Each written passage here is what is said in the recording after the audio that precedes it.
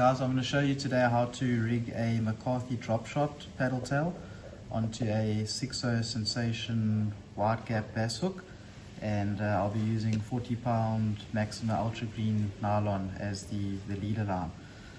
So quite simple, you just tie your knot onto your hook. Everybody has their own ways. I'll just do figure of 8 knot. Put a bit of gob in it so it can slide, tighten it, just snip the ends off to neaten it up. I normally go for sort of that length. I know everybody again has their own way. Some guys go 1 meter long. I find that to be pretty useful. I'll just cut it off at the end. And we put a small little bead through. This is to obviously protect your main knot onto your hook. I'm using a 2-ounce, sort of like a half barrel, half ball sinker as my sinker. So you'll see every time it moves up and down, it's not going to hit your knot. Some guys do put another one on the other end to obviously protect it from hitting your swivel knot. Just tie a normal figure of 8.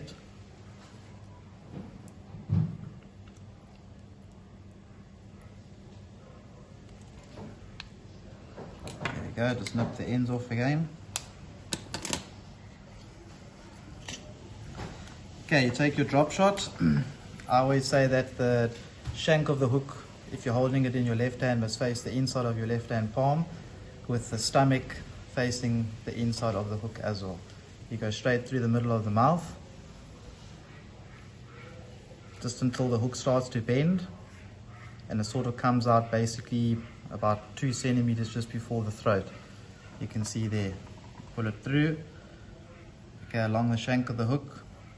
When you get to where it sort of does a 90-degree angle, you just twist the lure, the paddle tail, push it over the eye and over the knot, and you'll see it's obviously sitting pretty smoothly like that. I then look where the hook would enter into the paddle tail. Just keep an eye on it. Go straight through the stomach, straight out through the back, and there the lure sits pretty perfectly. Now a key little trick, which I'm sure most people know, you take a toothpick and you shove it through the head of the paddle tail and through the eye of the hook. Obviously when wood does get wet, it swells up, which allows your paddle tail to stay in one position.